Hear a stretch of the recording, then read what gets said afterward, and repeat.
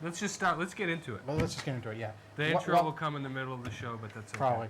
Welcome to episode 110 of the most must-see show to ever hit the Bedford TV airwaves, or anywhere, north, south, east, or west, the Wrestling Connection. I'm your host, as always, the Pontiff of Professional Wrestling, your purveyor of wrestling news, Mr. Ken Hill, alongside me for the first and, unfortunately, last time, Mr. Brian Dorrington Jr., who, as you may or may not know, will be leaving from Bedford TV off to Lowell Telecommunications. And now they got the background. There you go. We still haven't had an intro, but you guys already know what it looks like. I think you we'll can be imagine okay.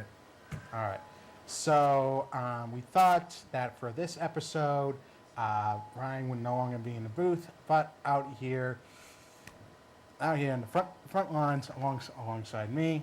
Brian, it is an honor to have you on here. I think it's great. It's an honor to finally be on the show on this side of the camera. On this side. On the camera. It's completely different. The lights, I've never done this before, so this is new. Let's see how this experiment works. Let's see how it looks. All right, so where are we starting off? All right, we're starting off with, of course, the pre-show, the kickoff matches.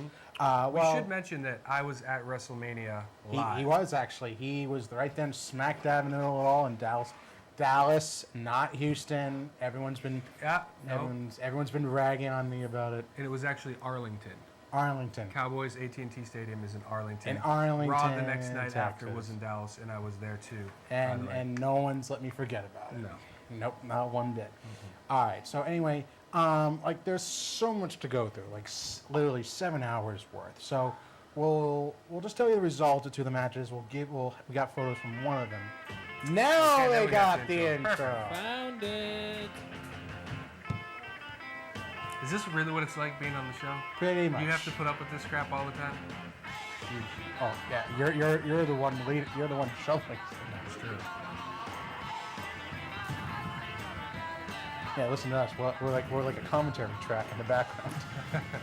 Oh, well, they might have turned our mics down. We're not sure. If they were smart, they would have had our mics turned down, and the audience isn't hearing any of this. But I see Julie laughing, and the fact that she can hear us means that the audience can also hear us. So our mics are not down, which they should. Echo, my name is Ken.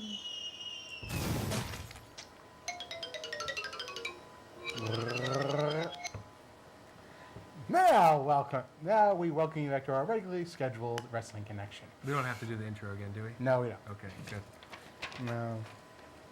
Welcome to the most. Okay. No. Let's get this rolling. Okay, let's get this rolling. Okay. Is that better? Say hello to the new Brian. Introduce yourself, new Brian. Yes, hi. I'm Nick. I'm Turn your mic up, new Nick. Brian.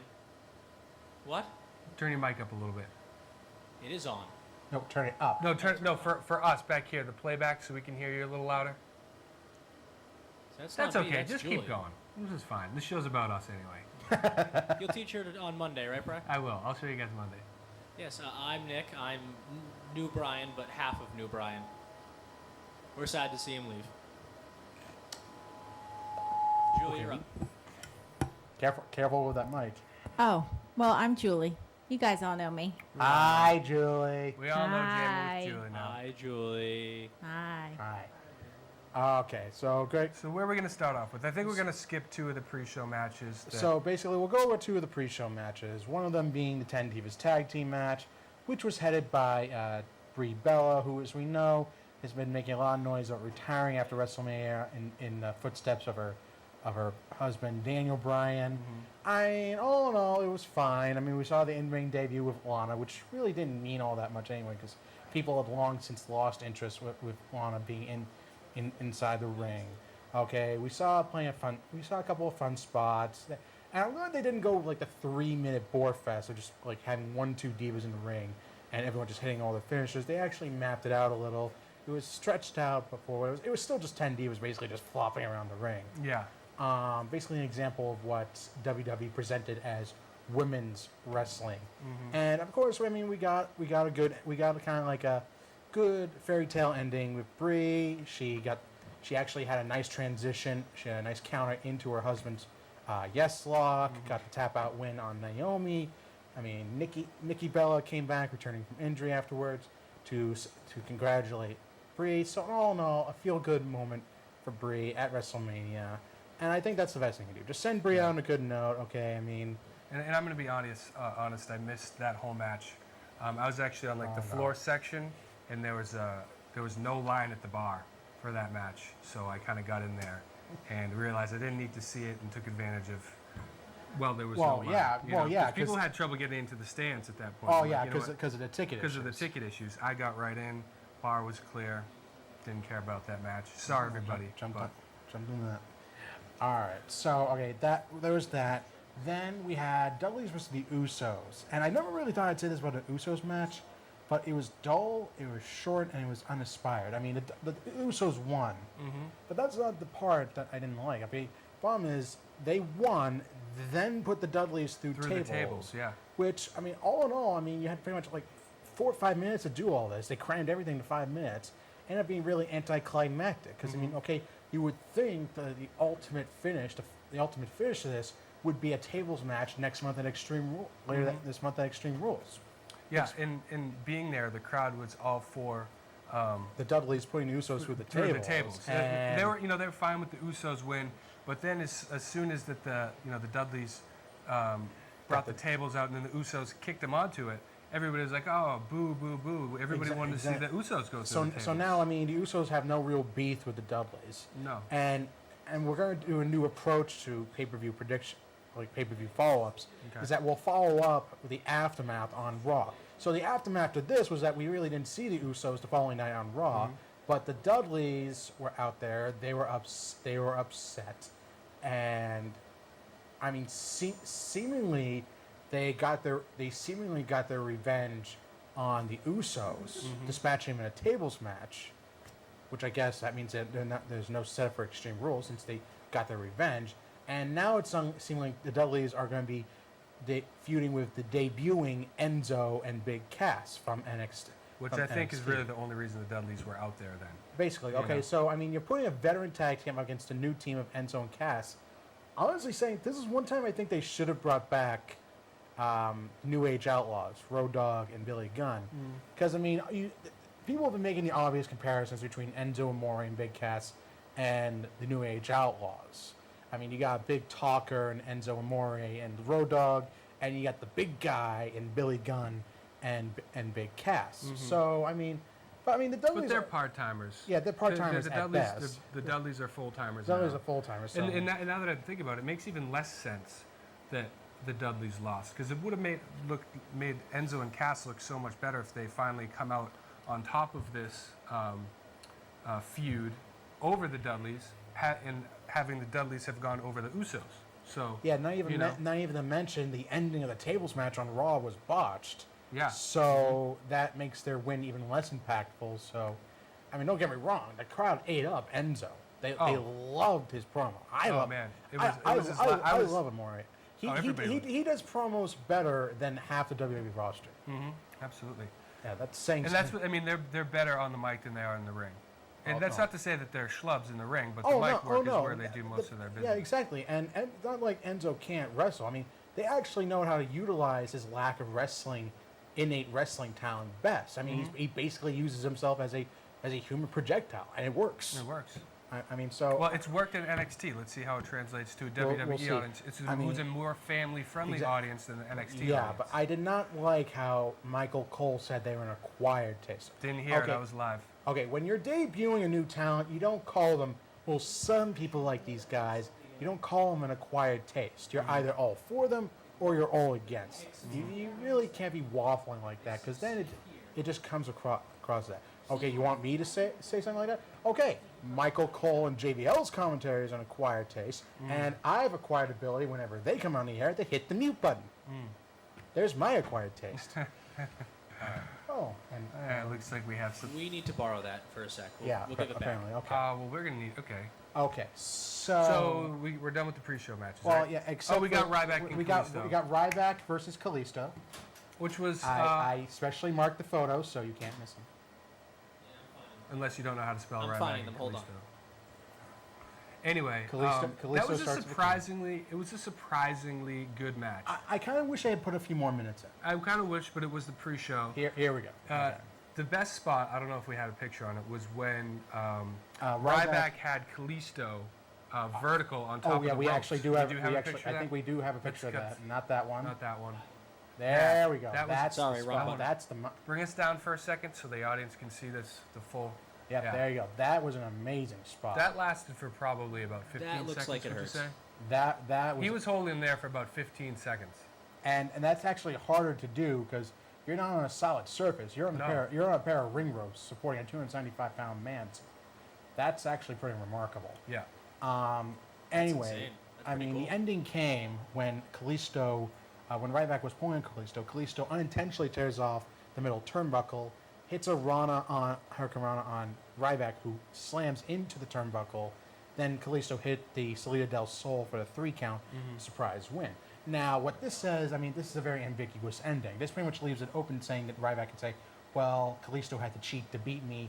All right, so essentially they can set up a rematch for Extreme Rules, possibly maybe a no disqual, maybe just basically street fight or a no disqualification match. I mean, they could set up quite a few stipulation matches for Extreme Rules. So the thing that I find funny about that is, we were talking, was Ryback on SmackDown? Because I didn't see it, but he was not on Raw. He was on the dark match pre-game, like pump-up show for Raw. So he Right. wrestled, but he wasn't on air, and he wrestled Fandango. So they never revisited that feud. They never really did, and then so I'm not sure if it's going to go anywhere. And then, in terms of speaking of Kalisto, I mean, he with his partner Sin Cara took on another debuting NXT team, the Vaudevillains. Yes, which I did not see. Simon Gotch and Aiden English, who put forth a very impressive debut. They upended the Lucha Dragons by pinning Kalisto of all people. So, I mean, either WWE is kind of moving on from Ryback or Kalisto, or they basically just, in all the hubbub with Raw and SmackDown in Texas, they just got put off. They just got put off until next week, which would be fine as long as they never come back to it. Time will tell. Thank you. Thank you. All right, so now we come to the main show. We come to the first. Should we announce the winner Actually, first? Yeah. Why don't we let's get to announce that? the winner. Well, and now we've been making a lot of noise about this, about King of Pay-Per-View, and I mean there were a lot of names in this one for WrestleMania. I mean, you had me, you had you, we had Julie, we had Greg, Travis. we had Travis, Travioli, Greg's infant son. We had Mike, we had Nick, Zach, and Julian, who just got his entries at the last Julian, minute. So it was a long list, a number of contenders, and no one actually had a really good night at WrestleMania, because I'll tell you this, the top 2 people finished with, out of 15 points, only 6. So no one had a good night. I only came out with 4, so I wasn't one of them. I know you came out, I think, actually you tied with me, so I think we both had 4. neither of us had a good night. And Which is rare for us. We Which usually is very- do. very- no. we usually know what we're talking about on this show, but But- WrestleMania was a little bit unpredictable, which I'm keyword happy about. usually. which I'm even happier to announce this. For the first official time since the title has been introduced in the history of the Wrestling Connection, I am happy to announce that the winner and new King of Pay-Per-View Championship is my good longtime friend, the Mad Wolf himself, Zachary Martinkus. I mean, round of applause. He and Miss Julie actually tied with 6 points. It came down to the tiebreaker. The main event time was Reigns versus Triple H, which clocked in at just over 27 minutes. Zach won that tiebreaker because he had 25 minutes. He was closest to the actual match time without going over. Thank you, Price is Right, God. And Zach, for the first time, has won the King of Pay-Per-View Championship. Zach, congratulations to you, buddy. I know And it meant a lot to him, too. So it does. It's been a long time coming. He deserved it. And what a grand stage to win on. WrestleMania, the exactly. biggest of them all. He could not. I mean, he did the one thing I told him he needed to do. He deserves it. If I had to lose to somebody, I'm glad it was to Zach. Well, you did, but you also do win something. At least it wasn't Actually, to Travis. that's the other thing. Julie, since she came in second place, I explained this to Julie earlier. Since she came in second place at a Big 4 pay-per-view event, WrestleMania, she is the new Big 4 pay-per-view champion. Julie, congratulations. Thank you very much. Now, just a quick reminder to those who aren't up to snuff on the Big Four pay-per-view rules. Essentially, Julie now can hold that championship all the way to SummerSlam, or at any pay-per-view between now and SummerSlam, up including SummerSlam, she can cash in that championship to double up on any one of her picks at any one of those pay-per-views. So she could go all in on a lock of the night and try to go for 4 points instead of 2, or she could hedge her bets and try to double up on another. As Zach did. As Zach did. Now that didn't exactly work out for Zach, but no one had a good night, so it's a gamble any way you look at it. Because if it doesn't work out, you get minus. You get minus You get 1 minus point. 1 So, point, Gotcha. the main strategy, Julie, is, remember this very well, pick a match that you are almost certain you will get right. All right. I will put some dedicated time to it. All right. So we come to the first match on the main card for WrestleMania 32. That was the ladder match. Second year in a row, actually, right? Second year they opened with the ladder match. I hope that they stick with that as a I- thing, I 'cause thi- they've I- been great matches. I mean, the ladder match and the Battle Royal, I mean, it's multi-man melees. I mean, more or less what you expect from WWE when they're trying to get all the roster on the show. But it was a little spot heavy, this one. I mean, it certainly had share of big spots. You had Sin Cara flying everywhere. You had Zayn somersaulting through the ladder, which was actually something new. Oh, hello, Greg. Oh, hey, Greg's here. Greg's what's he here. doing? Okay. Trying to get a Joining up-close us in the inspection of control your room, or are nostrils. you out there on the Thanks. floor? All right. Oh, come on. So keep- this is keep so it this is on, what keep it's it on. like to have to deal with these guys. Pretty much. And I'm sorry what I've been doing for you these past No, you're few not. years. No, you're Not really. Okay, there we go. Now we're Okay, off. there we go. All See, right, this so this was a great spot. that was a great spot right there.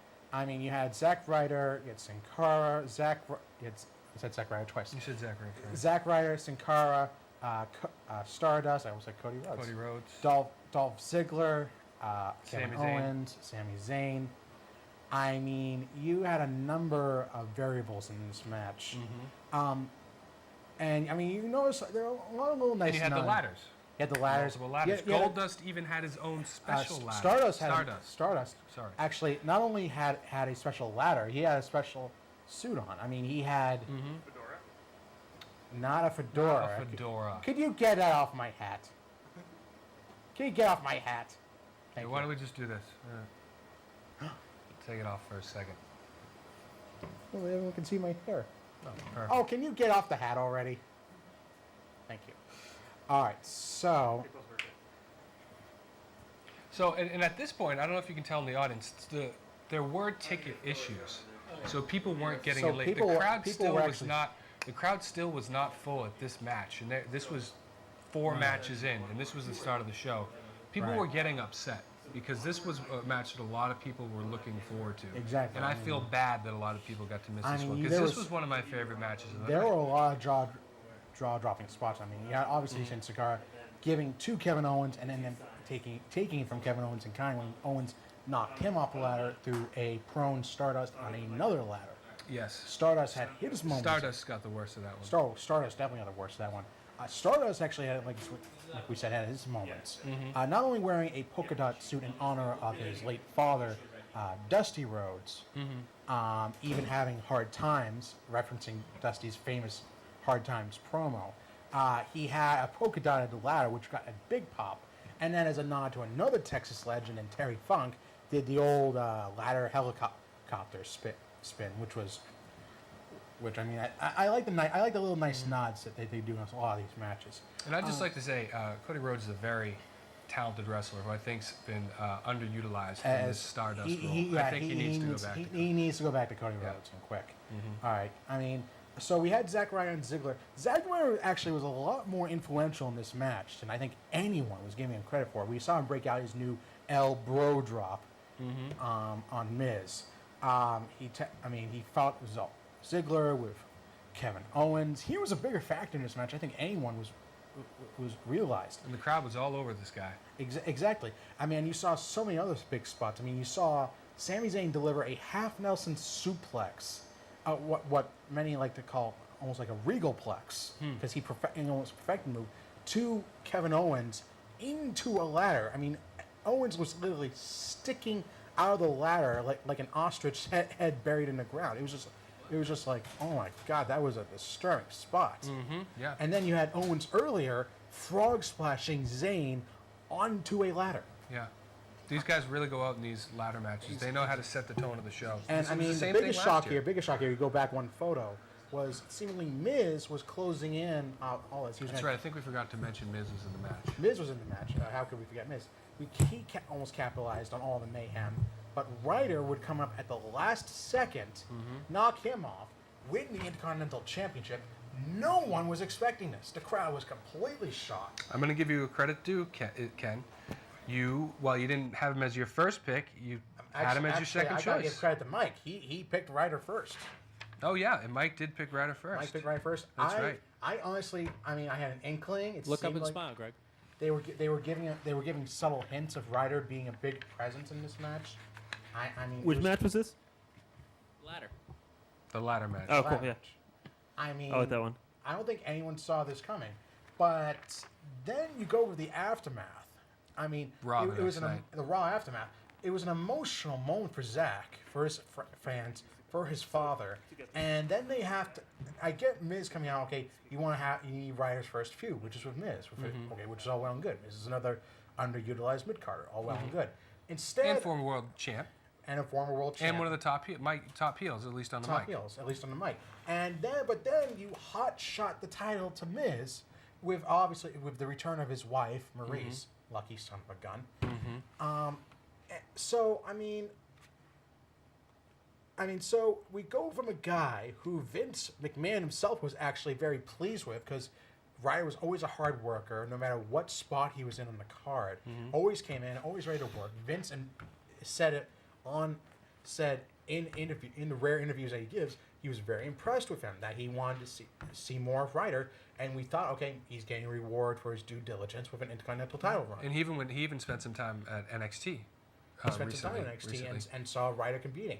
So you would think that he would get at least a couple weeks before losing it. And so he doesn't even last until Monday night.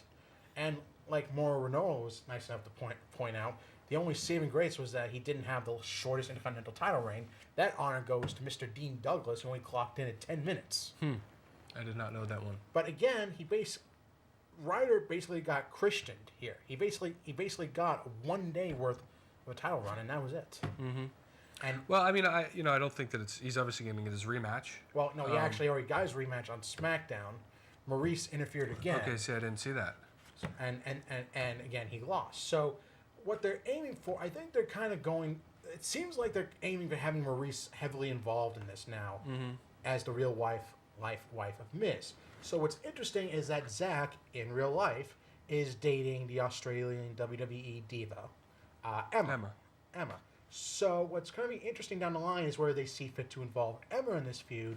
If we don't see something along the lines of a mixed tag match, because you know how WWE loves to stretch the definition of extreme. So we could very well see a mixed tag match for the IC title at Extreme Rules. So you think that the Intercontinental title will be up for grabs in a mixed tag match? They've actually done something like this before, because you go back a few years ago when Dolph Ziggler was a heel and he was aligned with Vicky Guerrero when they were going up against Vicky's ex-husband Edge.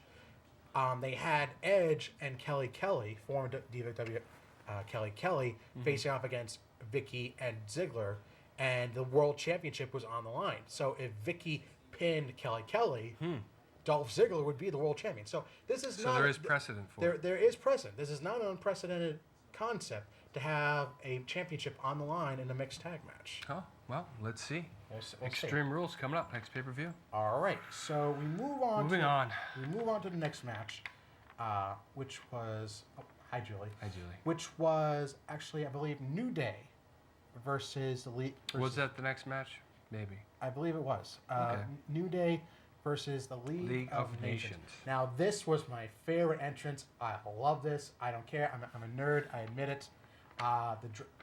You don't have to admit it. We know it anyway. Yeah. But we love you anyway. Not just a wrestling nerd. I mean, the Bootios entrance, the Saiyan outfit, and I just want to say I bought my father a Bootios shirt the day before WrestleMania, and he wore his Booty-O's shirt to And I wish I WrestleMania. got it. I'll get a picture of this for the next show. They actually had nutritional information. Oh, I on the have box. a box of the Booty-O's. Oh my God! I should have brought They that in. actually have nutritional info. Yeah, on because it. when you And- buy and the shirt, it comes in the box. It includes trombone, Howard Finkel's voice. And also, there's also an instruction on how to dance like Big E. How to do the Big E. Oh my God! And the number one tip is never stop gyrating. That's the number one thing to do if you want to dance like Big E. Oh God, I love that intro. I mean, they went up against the League of Nations. This was originally a 4-on-3 handicap match versus the League of Nations for the tag team titles. Then the tag team titles were taken off the table. Then it was made a 3-on-3 match with King Barrett at ringside. Now, those who haven't been keeping an eye on the dirt sheets, King Barrett has made a lot of noise about how he does not plan on renewing his contract in the next month with WWE. So clearly, this was the start of WWE letting King Barrett know, okay, if you're not going to renew your contract, we're not going to give you a WrestleMania paycheck. You're going to be on the card. You're not getting diddly squats. Sure. And then it seemed like the next night on Raw, When they pretty much sealed the deal. exactly when we'll Get into that. We'll get into the Raw aftermath. But I mean, it was essentially kind of an amped up version of New Day's matches. You had a lot of New Day antics, even with Xavier Woods playing his trombone, even when he was in the match, which is funny. But King Barrett being on the outside did pay off for the League of Nations in the end. He proved to be a timely distraction, allowing Sheamus to hit the Brogue kick on Xavier Woods, getting a much needed win for the League of Nations. Now, the League of Nations, however, were not done there and made it fit to say that there are no 3 men that could top them as a dominant group in WWE, and 3 Texas legends saw fit to prove them wrong. And boy, did they ever. First, you had Shawn Michaels. Wait, guys, bring the picture up. Bring the picture up. Bring the picture up. Not that one. Not that one. Not No. that one. You're going backwards here. You're going backwards, guys. Go forward. Why Go would you go forward. to the beginning of the match when we're talking about the ending Go of to the the match? end. Go to the end. The end. There. Yes. No. No, you Yes. missed one. Got it. No, this is is there another one? Well, there was another one. There That's you the go. one. That's it. Woo! Okay. You had Cactus Jack McFoley. You had Shawn Michaels, HBK, who's I'm sorry, for a retiree who's in his 50s, I know he has bad knees, but he is in amazing shape. He's Look at fit. that. Yeah. He looks like he could go another match of Undertaker. Yeah, absolutely. And then you had Stone Cold, who also looks in incredible shape. Yeah, I mean, if Sting can go, these guys. I there's no reason why actually, they can go. I read a story about how Mick Foley took DDP yoga, and he actually lost 40 pounds so he could look wrestling shape for WrestleMania. Just for WrestleMania. Wow. So an amazing, inspirational story. It's a Check it plug out. for DDP Yoga, people. DDP Yoga and 411mania.com. Check it out. All right, so these 3 come out, pretty much stomp a collective mud hole in the League of Nations. Then the New Day decided to party down, and Kofi Kingston did make history by getting HB Shizzle to twerk. And getting Mick Foley to dance, which is The ladies were going crazy for the HBK Twizzle, by the way. They were going crazy with the Cactus Jack Shuffle. And unfortunately, that left it up to Xavier to make the fatal mistake of getting Stone Cold the dance. And it looked Stone Cold the dance he was into it for a little bit. He was into it for a little bit, but then, boom. Then the Texas rattlesnake struck. Bit. Boom. Stunner. Good night, Mr. Woods. Biggest pop of the night by far. I like this aftermath. Xavier Woods next night on Raw, basically he didn't try to deny it like most people. What he just said, okay, I admit it, that was my bad, my mistake. Yeah. He knew what he was getting into, and he didn't regret a single minute of it. It was tight. But then, I mean, at the end, just seeing Stone Cold Steve Austin chug 2 beers in every single corner with HBK, and Mick Foley, the crowd was going nuts. So I mean, for WrestleMania that we were really unsure about, they were actually hitting all the right notes at this point. Sure. I mean, you had the legends here. You had some fun tag team action. You had a fun Divas match. You had a good opener, both on the pre-show and with the ladder match. So far, so good. So far, so good.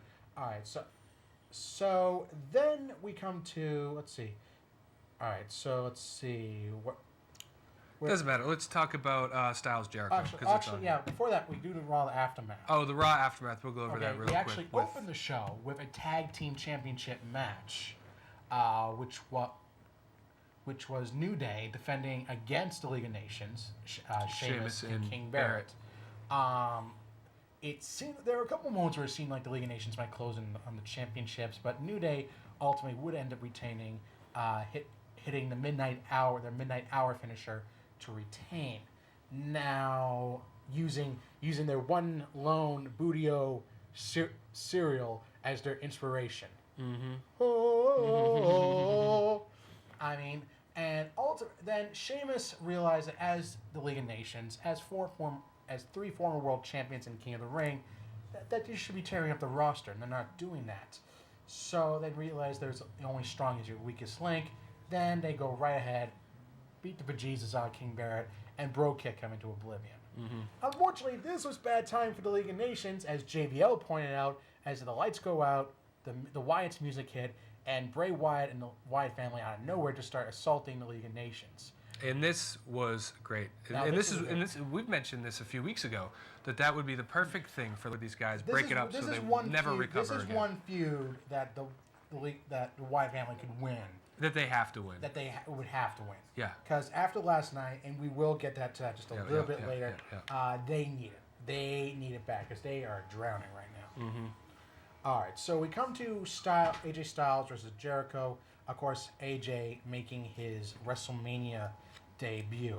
Mm-hmm. Now, this match was interesting because we were kind of expecting a stipulation match here. They didn't do that. It was a good match. It was a good back and forth match, playing it close near falls. Both men kicking out of each other's respective finishers, both surviving their respective submission holds. The problem with it was, unlike the Ryback-Kalisto match, which could have stood to use a few more minutes, this could have stood to lose a few minutes because it dragged on a little long. I do feel that way. I mean, the ending was really, really rehearsed, and I don't feel like the right guy won this. I know that the right guy did not win this. Yeah, and it doesn't. I mean, I know we're going to talk about Raw later, but it doesn't really. I mean, maybe we should just mention that the next night on Raw, AJ Styles became the #1 contender. Yes, the Raw after. And it just doesn't make sense to me that a guy who just lost against Chris Jericho, who's still a legend, but an aging veteran, to say the least, that now he's the #1 contender. It's not. I mean, sure, he pinned Jericho in that match, but there's no reason a guy that you're trying to push that could be the next potential WWE heavyweight champion, have him lose clean at WrestleMania. To me, it just doesn't make sense. It doesn't really make sense, and because now, I mean, if you want to be technical about this, I guess since AJ did pin Jericho in that match, it would make him 3-2 in terms of being versus Jericho. If you want to be technical about it, 3-2. Yeah, because Jericho's beaten him twice, AJ beat Jericho twice, and now AJ pinned Jericho in a fatal 4-way. Oh, so yeah, okay. If you want to be technical, it could be the way of saying, okay, now AJ's got one up on Jericho. But they're going to come back to the feud. You know they're going to come back to the feud anyway at some point. Of course.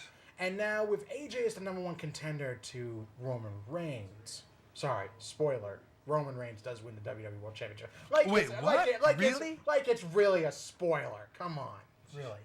So it begs the question, because the rumor mill has been stirring about this, about the Bullet Club, that being Carl Anderson and Doc Gallows. They finish up their term at New Japan Pro Wrestling. They're following AJ, who's also a former Bullet Club member, actually its leader at one point. Mm-hmm. So it begs the question, with AJ facing out Reigns, could we see a potential Bullet Club reunion, or should I say debut, at Extreme Rules? And let me say this one crazy thing, because this is what I did read on one dirt sheet, is, well, then maybe the Shield has a reunion after that. We could very well you see Ambrose and Rollins somewhere down the line get back together with Reigns. We could see a 6-man war Brian, going. take off your hat. A 6-man war.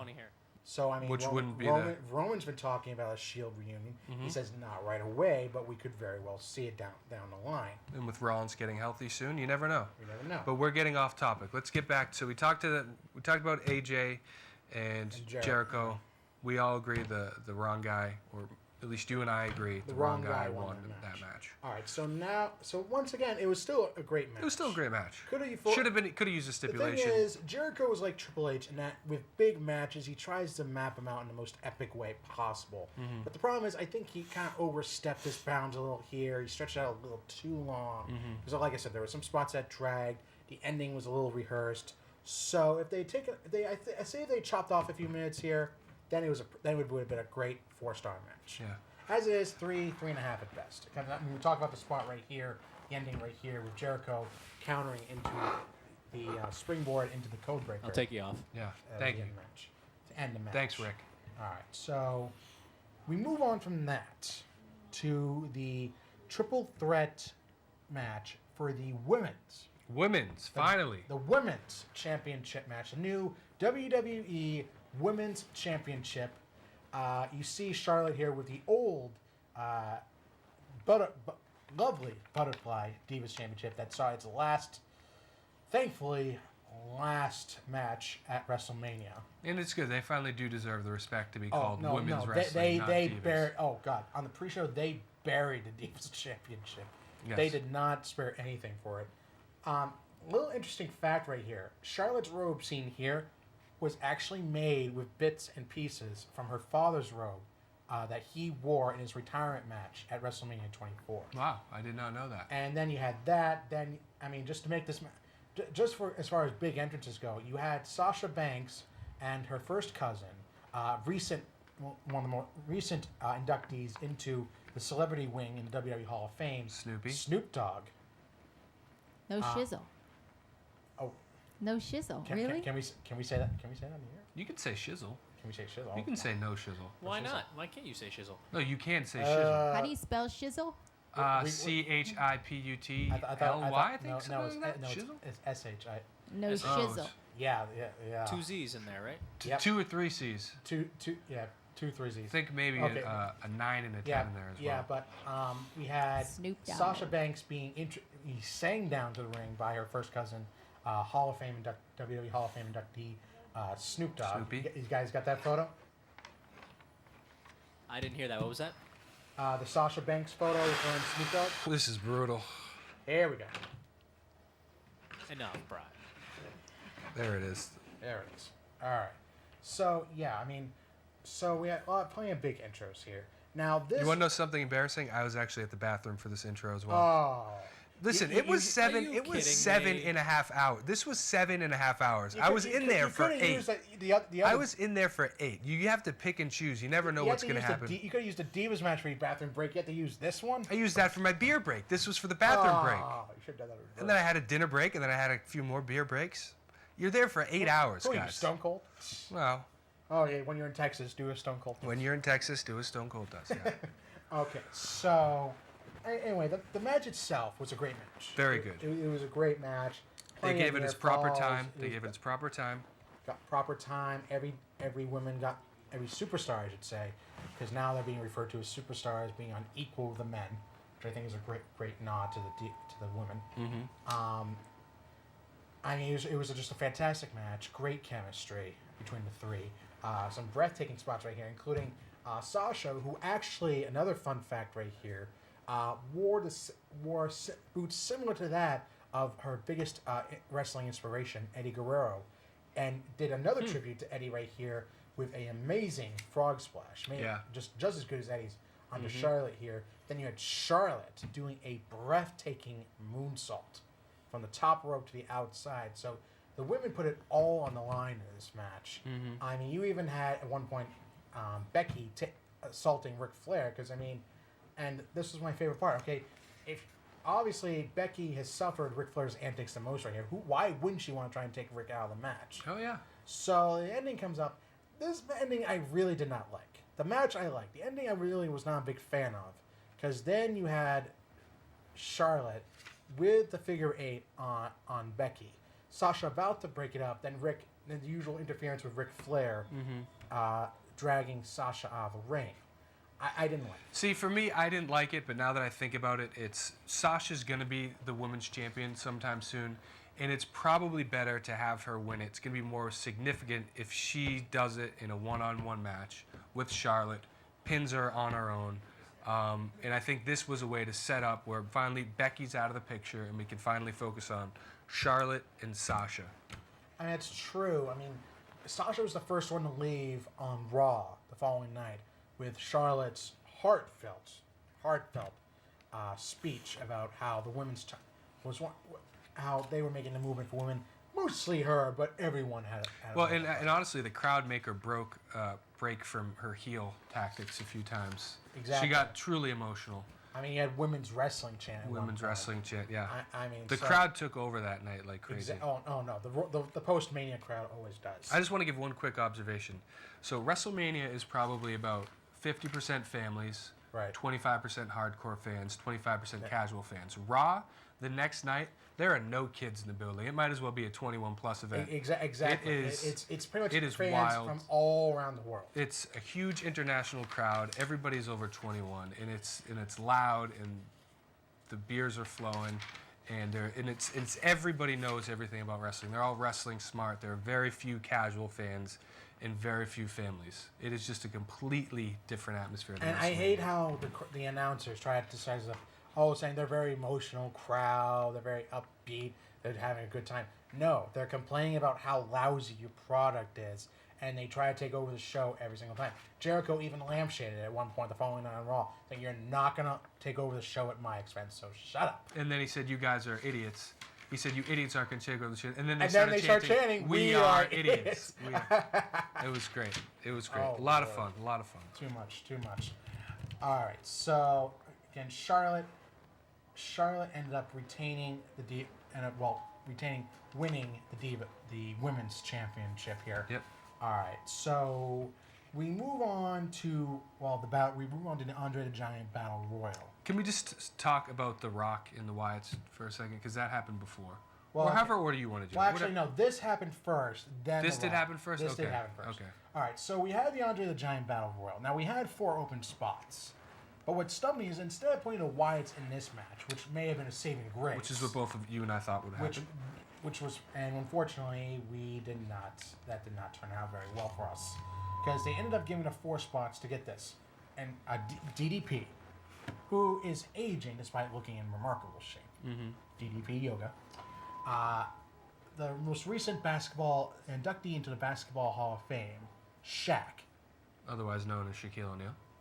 Or as Michael Collins say, Shakalaka. Shakalaka. Which no one likes. No. Shaq Daddy, Shaq Fu. Oh, God. Shaqamania. Shazam.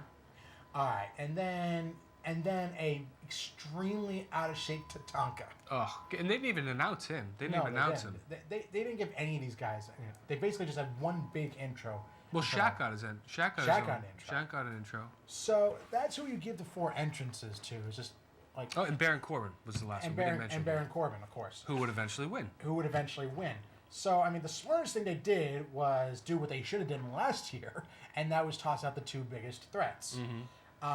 And then it ended up coming down to Demon Kane and Baron Corbin. Baron Corbin eliminating Kane, wins the Andre the Giant Battle Royal, and made a big impact on his WWE debut.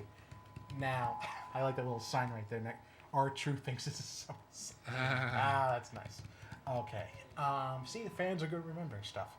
All right, so the next night, looks like you're the champion here, Ken. Look at that. The next night, Baron Corbin. Yeah. So go ahead and tell. There you go. That's genius. So let's talk about Baron Corbin the next night because this was very interesting. All right, Baron Corbin had his Raw debut against a former world champion in Dolph Ziggler.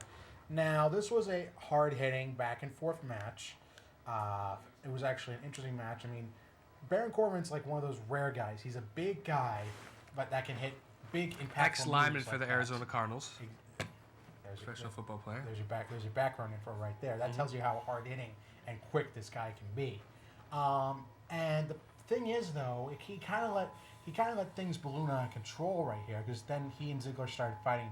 He threw Ziggler into the audience, got them both counted out, and then Corbin started complaining with the ref, and said, "This is on you," and then hits his end of days finisher on Ziggler on the outside of the ring into the floor. So Corbin clearly does not care about wins and losses here. He just cares about making an impact. And let me tell you one thing is that, well, the crowd was chanting Baron Corbin before he came on. Nobody paid attention to that match because a beach ball had somehow found its way up, and people were bouncing around the beach ball, and then some security guard stole it. And then people started booing the security guard. Beach Ball City. And then you started hearing Beach Ball City, and then some people chant, "Let's go Beach Ball." The other crowd would chant, "Beach Ball sucks." And nobody was focused on the match. Everybody was focused on this beach ball. Poor Baron. Another beach ball finally made its appearance, and then that got the crowd popped. Nobody was paying attention to that match. Poor Corbin. Poor Corbin, indeed. But at least people at home were. All right, so moving on, what do we got? Before we come to the 3 main events, one of them wasn't really a main event, but they were the 3 most heavily promoted matches at WrestleMania. Okay, we had The Rock's presence at WrestleMania. There was speculation for weeks what this was going to be about. Was he going to be a guest host like before? Was he going to be a referee?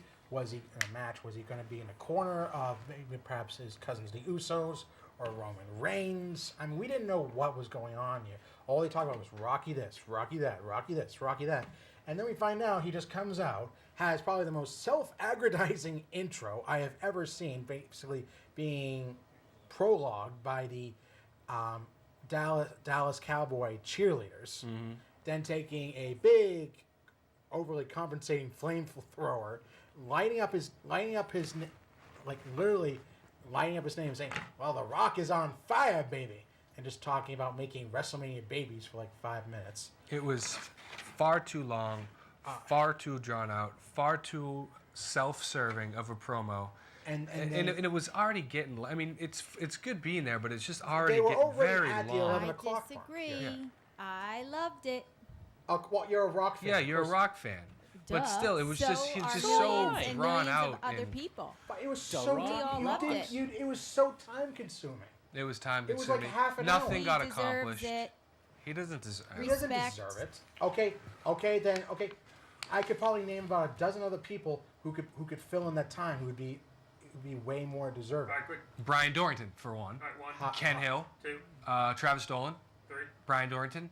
No, or, You already said yeah. Brian. Zach Martinez. Brian he Dorrington Brian Sr. Dorrington twice. You're that Can Julian you Triasian. smell what The Rock is cooking? Okay, or better You only yet, got half dozen. they brought. Okay, Damn it, you're right. Only do 6 people. He's right. Okay. How about There's only 6. how about the Wyatt family? That's 7. 3-4 people right there. There's at least 12 of them that we don't know about. You Okay. can't compare the Wyatt family to Okay, The Rock. so here's the problem with that. The Rock is already over. You don't.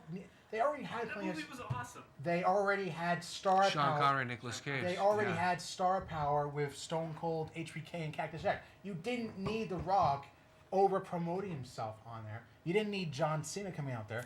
Did the crowd love My it? gym buddy, all right? Yes. No, No, actually, not no, really. the We crowd- were getting tired the of it. crowd was tired. We were Julie, were you listening to The Rock or were you listening to the crowd? Let me ask you that. I was listening to The Rock. You were listening to Rock, so you weren't listening to the crowd. The crowd was Correct. getting bored. We were sick of it.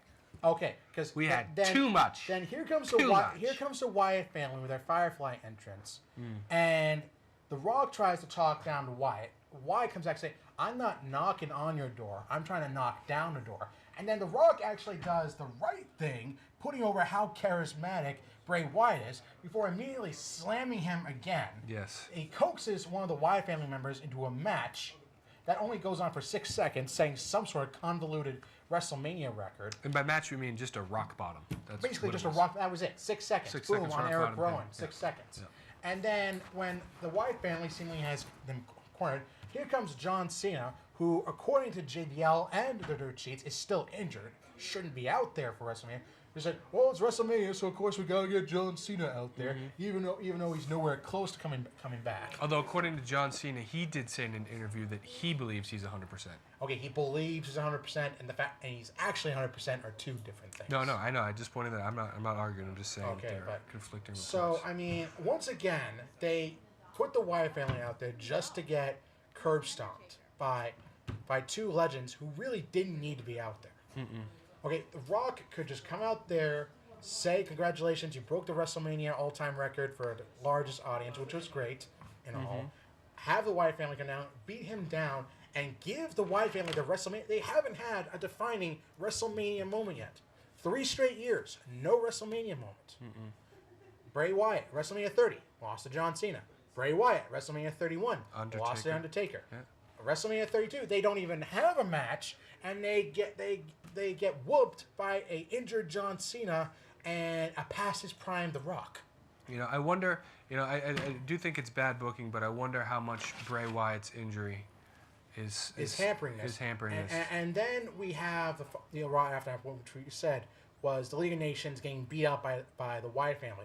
So we're either hoping that this actually leads to something like a 3-on-3 war between the League of Nations, the Wyatt family, or if they're just putting this out there to get a big crowd reaction for the Wyatts. We don't know. We don't know. I hope it's the. I hope it's the latter. The former.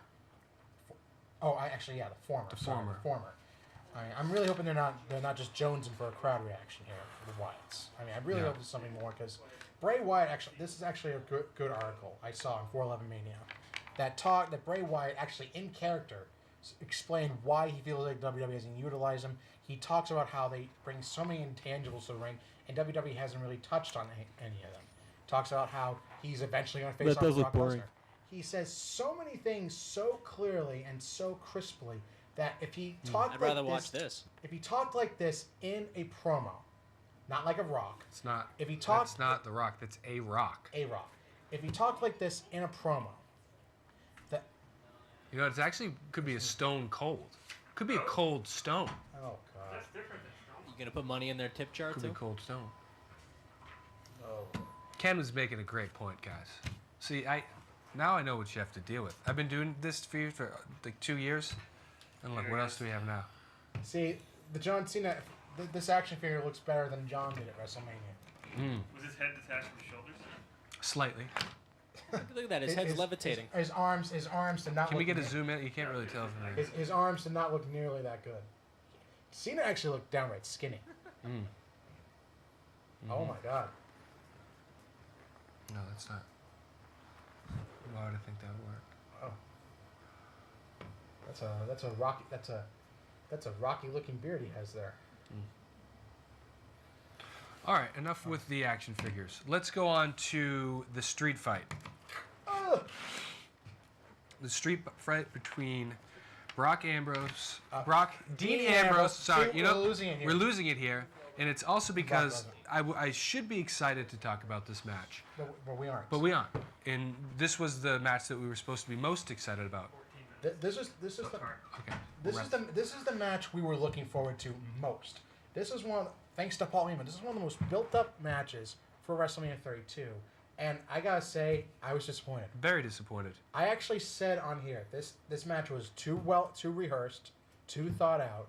It was basically too sequential. It was basically weapons, suplex, weapons, suplex. But not even enough weapons. There Not was even not enough no weapons. weapon. He spent 5 minutes throwing chairs in the ring. Kendo stick, chairs, and teased us with the barbed wire bat, but didn't actually do anything with it. And we knew he wasn't going to do the chain, so maybe at least throw it at him or something. But he even tried starting it up, and he couldn't do it. yeah. I mean, he took 13 suplexes, took an F5 onto steel chairs, and that was it. And that was it. That was it. What was it? 15 minutes. 15 minutes at best. And that was the match that I think most people were looking forward to most. I mean, Very disappointing. a lot of people, this is a very polarizing match. Some people will say, okay, it took 13 matches and F5 onto steel chairs for Lesnar to dispatch Ambrose. The same token, I said, okay, well, Reigns took 4 F5s and Lesnar technically still didn't beat him. So what does that say about Ambrose that he can be beaten with 1? Really doesn't lend a lot of credence to him claiming to be the Iron Man of WWE. Yeah. And plus, this is supposed to be Ambrose's specialty. No holds barred, weapons, street fight. This was supposed to be tolerance. his bread and butter right here, and Lesnar pretty much made him look like a mid-carder. And neither of these two guys were on Raw the next night. They which weren't. Was I mean, Lesnar. very, and here's the thing: you frustrating. don't want to lie because Lesnar had, if his interview is true, he's reached his allotted number of appearances, contracted appearances. So he's not going to be on WWE TV for a while. So why not give Ambrose the win here? Why not give him the nod? Why not give him a huge WrestleMania win? You know, Ken, I just don't know. I mean, he didn't win at WrestleMania 31. Didn't win at WrestleMania 32. So, I mean, what are we going for here? Okay, I mean, Ambrose has not won a major feud in his career. Mm-hmm. And we used to say that it didn't matter because he always looked good, but now it matters. He's got to start winning feuds. The only exception to that is Owens. That was the only feud in his career that Ambrose has come out on top on. Mm-hmm. I think we have him as a special guest coming on right about now. And he looks about as small as WWE's trying to make him. Yes, very true. Very, very small. All right, well, we got to start wrapping this up. Let's go. Let's talk about the match with the biggest spot of the night, Undertaker and Shane McMahon. I mean, okay, so now I said that I like this match. I like the dichotomy they had right here. I mean, Undertaker was trying to finish off Shane quickly as possible, going through his signature moves, just trying to end Shane as quickly as possible. Because Taker really played this up saying he didn't want to do Vince's bidding. He didn't want to have to do this to Shane. He didn't want to have to embarrass him in front of his children, who were actually with Shane in his entrance at WrestleMania, which I thought was a very nice touch. So they were really going for the whole Undertaker Mankind thing here, because Mankind, Mick Foley's family, was there when he and Undertaker had their Hell in a Cell match. So they were going for a similar feel here, because you had the feeling there was a big spot coming in this match, and there was. Right. So, I like the dichotomy. Taker tried to wrestle a quick, thorough style right here. Try to finish off Shane early. Shane tried to wear Taker out because he knew Taker was getting on. It felt like it was an MMA match. It was a tale of two matches. It felt like that they were, they're two older guys. I don't know how much athleticism they still have, Exactly. but they were throwing a lot of punches and kicks and some submission moves. And Shane was using more submission moves, which no one really bought. No, he was using a triangle choke. He was using sharpshooter. He counted Hell's Gate.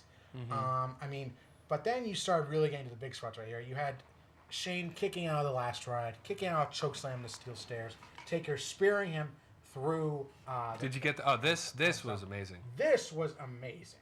I mean, I remember this. 15 years ago, Shane did this same exact spot onto Vince McMahon. This was the first WrestleMania. WrestleMania 17. I saw the same exact spot of Shane going coast to coast on his father, kicking a trash can to his face. Really? I thought in his 40s he would not be able to do this, but it turns out he actually did this better. If you look at the angle where he come in, he actually almost goes over the trash can, which was amazing. Yeah, he almost cleared the whole thing.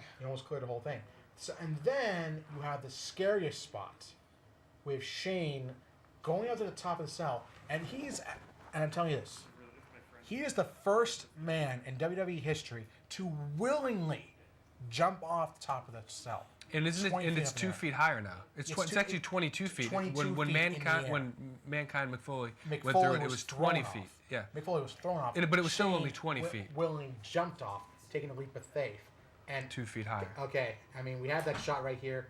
You guys have it? Yeah, if anyone's got a fear of heights, you may not want to watch this next one, because this is one of the scariest things. When he was in, the crowd was chanting, "Please Not don't." that one. Crowd was chanting, "Please don't do it," and then "Please don't die."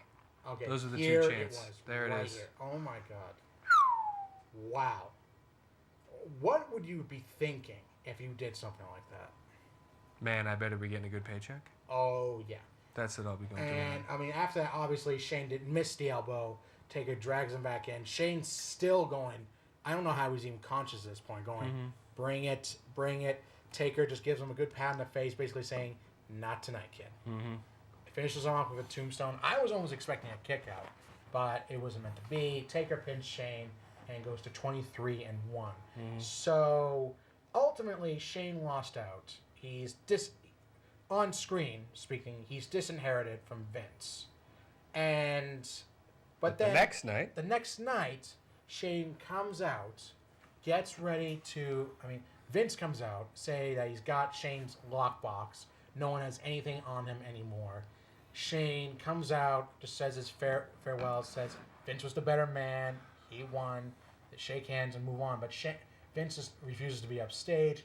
You hear the crowd who was in it all night chanting, let him run it, let him run it. And Vince says, okay, what the hell, have at it. So basically, despite the finish of the match, so once again, we had the wrong man win. Because Taker was talking about, oh, okay, yeah, it was my last match. And Shane, and so ultimately, Shane gets to run Raw, even if it's just for one night. So the way this is going, the way Raw went, considering they had a slight uptick in ratings, Vince is probably going to come out next Monday, say, hey, actually, you did a heck of a job. So why not? Why not let you, since Triple H and Stephanie aren't around, why not just let you run Raw anyway? The only justification that they might be able to use is that... It's the fact that the authority's gone. Well, no, it's the fact that, Vince could say, Shane, you earned my respect by jumping off the top of that table and going with Hell in a Cell. Maybe you can take this. Maybe it could be some kind of... That's the only way that they could spin it, so it kind of makes sense. That's the only reasonable way. The only reasonable way. But then you got to think that that's going to make Vince more of a likable character, which I don't think they want to do right now. Anyway, we'll see where it goes. But on. There you go. There you go. There you go. Okay, good. Because we got to get to this last match. Ken's favorite match of the night by far. Yeah. Oh, my favorite. Ken loved it. Roman Reigns, Triple H, WWE World Heavyweight Championship. I certainly love the booking going into this. This was supposed to be two guys basically embroiled in a blood feud. And while I loved the intros to this match. You had Stephanie was scary and you hated her. She made everybody hate her. She was basically back as the billionaire baroness. Because that's what she was basically doing. Saying, okay, we rule over you all. You will fall in line with us because you have no choice. That was, I think, the best intro for Stephanie because it really got the crowd riled up.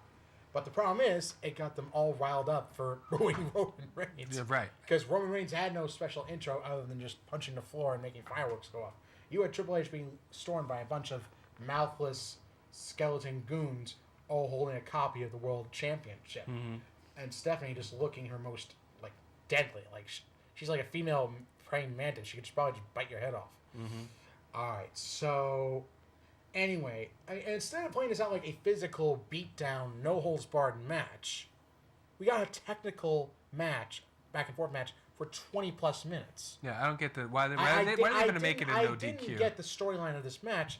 Okay, it was basically these two were just going back and forth with each other, and they were wrestling like a technically sound match. Not to be wrong, but that was not what we wanted here. We wanted a blood feud. Yeah. We wanted these guys probably to be busted open at some point. I mean, we saw bits and pieces of that. We saw Reigns spearing Triple H through the barricade into the crowd at one point, but that really didn't work. Reigns accidentally spearing Stephanie, which we called about a week ago. You called. I can't take credit for that. I can't take credit for that. But unfortunately, it's all about the timing. Okay, because all of that did was buy Reigns a few seconds of a shocked audience cheering for him and then going right back to booing him because they were that against Reigns winning the championship at WrestleMania. Yep. I mean, they were dead set. Everybody knew Reigns was going to win, and they knew they were going to boo him. You said, if he had speared her on the Raw before, people would have loved it going into it. They might have had to change of heart. They might have turned the crowd around. But it was too little too late. And then ultimately, Reigns does win the championship, spearing Triple H to win, spearing the sledgehammer right out of his hands. So the aftermath is, we haven't seen hide nor tail of the authority. They're no presence at all. Okay, there's Trevor. Travis. It's Trevor Mania. It's Travis Mania. And the last point I just want to make. So from the biggest matches, we didn't see on Raw the next night. We didn't see Triple H or Stephanie. We didn't see Stephanie. We didn't see Ambrose. We didn't see Lesnar. We didn't see Undertaker, and we didn't see Reigns step in the ring. We saw Reigns. He is not a good guy. He's not a bad guy. He's the guy. So the main guys in WrestleMania, you didn't really see. No, and he didn't even say it like an authoritative voice. He said, "Guys, come on. I'm not a bad guy. I'm not a good guy. I'm the guy." Basically trolling us because now he's saying, "Okay, internet nerds, I'm the champion." I think getting booed is actually getting to him. Honestly, it is. You can tell. Oh, you can tell. He cannot. He needs. That's what I'm saying. I keep saying this like it's a cliche now. He needs to start going more off the cuff with these promos. He needs to start getting in the fans' faces and saying, "I'm the champ. Deal with it." All right, and what we have to do is we have to wrap this up. But we will just say AJ Styles is the new #1 contender. Going up against Roman Reigns.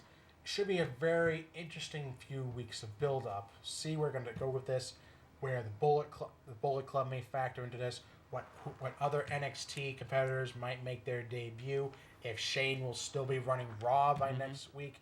I'm predicting a Reigns heel turn for this. Okay, that's a bold prediction. All right. All right, so again, we'll have Zach possibly joining on the show next week. We're the official presentation of the new King of Pay-Per-View champion. And of course, the new Big 4 Pay-Per-View championship to Miss Julie. In the meantime, for Brian Dorrington, Brian, it's been a heck of a run. Pleasure working with you, Ken. Pleasure working with you too. We wish you nothing but the best at Lowell, and feel free to drop in anytime. Absolutely. All right, so for Brian, for Julie, Not for Friday, yeah. new Brian, for Mr. His Greg, name is Mike. for Mike, for Greg Dolan, I I don't like you, Brian. I am your connection 'Cause it's Nick, to the not wrestling Mike. world, Mr. Ken Hill, reminding you as always to be connected, get Connected, stay connected. Yeah, have a good night, ladies and gentlemen. I've heard it too many times To ignore it. There's some things that I'm supposed to be. Someday we'll find it. Wrestling connection. The lovers, the dreamers, and me. La